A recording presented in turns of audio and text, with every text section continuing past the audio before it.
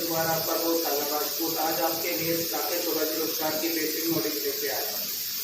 तो सबसे पहले मैं आपको बताऊंगा कि इस मशीन को सेटअप क्या है। आप सभी जानते हैं मशीन में सबसे पहले कहीं यूपीएस ऑन करने के बाद आपको यहाँ से सेट बटन को ऑन करना है। मशीन की स्क्रीन ऑन होते के साथ आपको थोड़ा वेट करना है।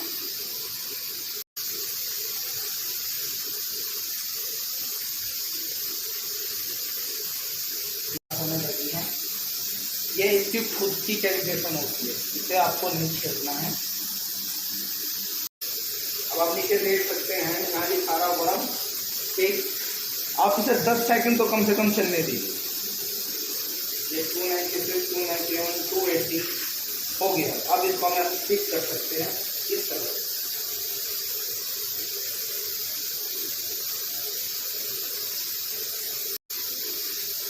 अब आप देख सकते हैं ये हमारी मशीन का मॉनिटर स्क्रीन है। अभी आपको शुरू में यहाँ 4 ऑप्शन दिख रहे हैं, मॉनिटर, वैरायटी, मेंटेनेंस और यूजर गाइड। मशीन का जो अंदर के पिक्चर देखने होते हैं उसके लिए हमें यूजर लेवल में जाना है। यहाँ से ऑपरेटर को क्लिक करना है। ये operator level number 3 matic engineer में हमें जाना है।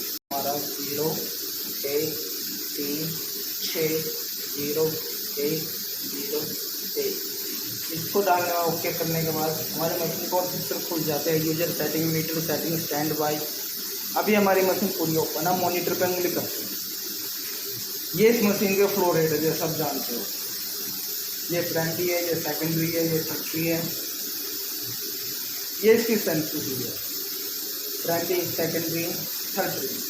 पेज यानी काला, पेज यानी येलो, ऐसे सेम सेकेंडरी में और ऐसे टर्शियरी। अगर आपको फ्रंट लेयर यहीं से सेट करना है तो आप OCT front layer back setting को ऑफ कर सकते हैं। ये आपको यहीं से आपको फ्रंट लेयर की सेटिंग आ जाती है। इसके बाद ये है इसके फ्लो रेट। हर एक फीडर का अलग अलग चैनल, अलग अलग स्पीड।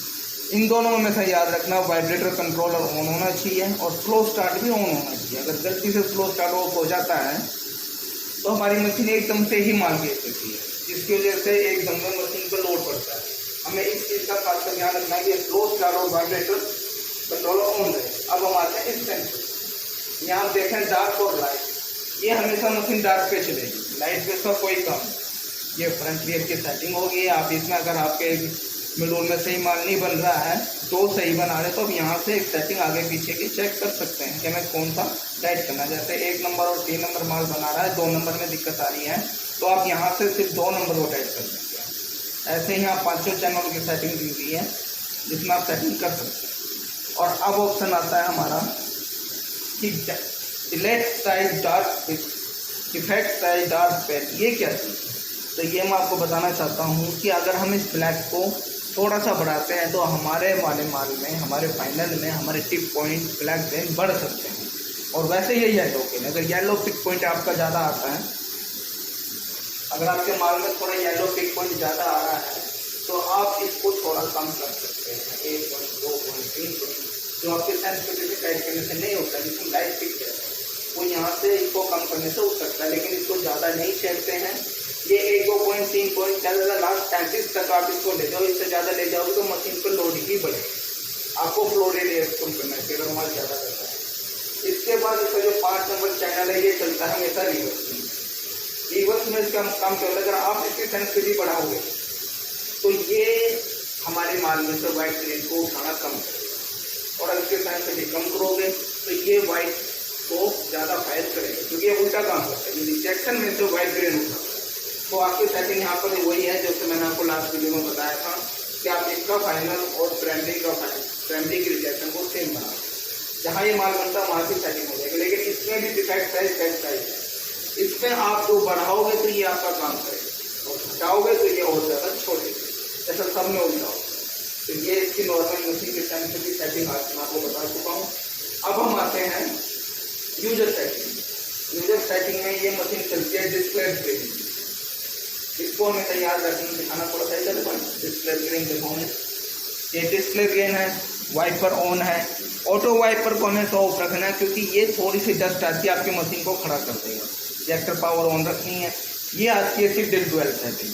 डिल डुअल सेटिंग का मतलब आप जानते हो कि जैसे थोड़ा यहाँ फोकस करो, जैसे कि ये हमारी मशीन का रिजेक्टर है और ग्रेन ने यहाँ से गिरना है, तो ये जो हवा के फायर जा रहे हैं हमारी डिल डुअल इसको बढ़ाता है कि हम दाने को दूर तक कैच कर सकें। इसके लिए आपको इसको 1-2 पॉइंट घटाना है या 1-2 पॉइंट बढ़ाना है, जहाँ आपको सेटिंग लगती है कि आपका हवा का फायर को कहाँ चाहिए। ये हवा के फायर को खोलता भी है और हवा के फायर को कम भी करता है।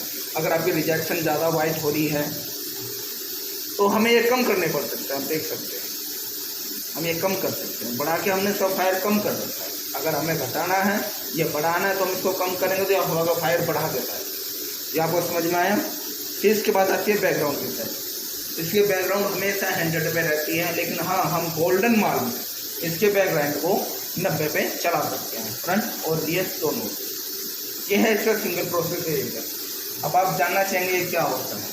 ये सब इसके कैमरे की सेटिंग है, पिक्सल है। ये इसका एरिया सेटिंग होता है। ये हमारे कैमरे का फोकस है, पिक्सल है, यहाँ देख रहे हो। अगर कभी दफ़ा माल में कोई ग्रेन ब्लैक ग्रेन दिक्कत करता है तो हम इसे आधा पॉइंट बढ़ा लेते हैं।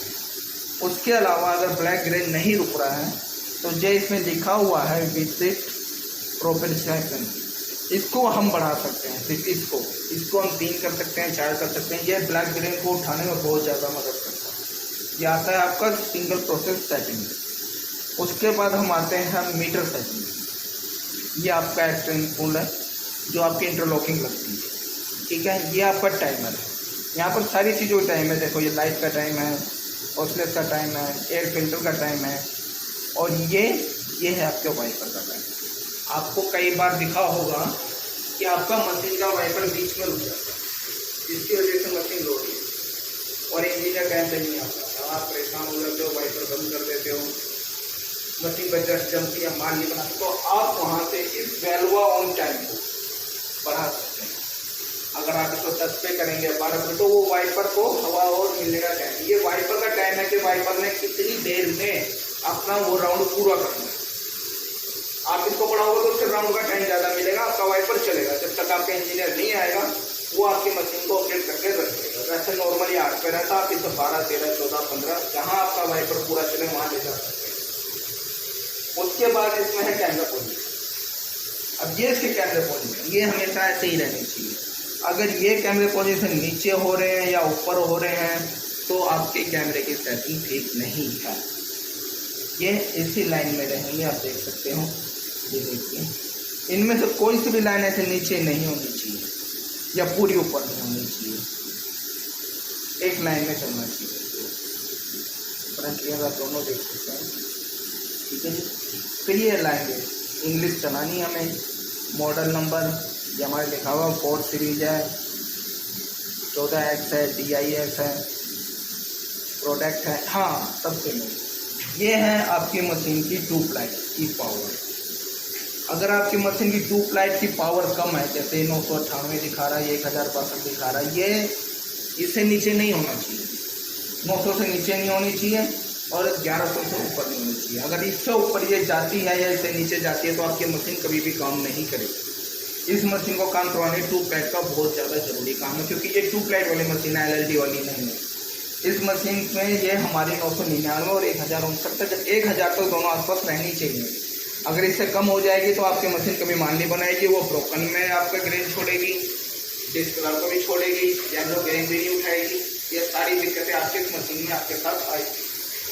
तो इस लाइट का हमें खास कर ध्यान रखना।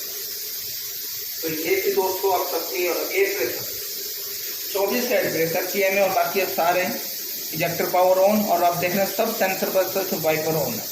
यहाँ से आपकी मशीन को ऑपरेट कर सकता है। कोई भी बंदा छेड़खानी करके अगर किसी चीज़ को ऑन कर सकता है तो आप मेरी वीडियो देखिए, उसमें आप अपनी मशीन की सेटिंग कर सकते हैं।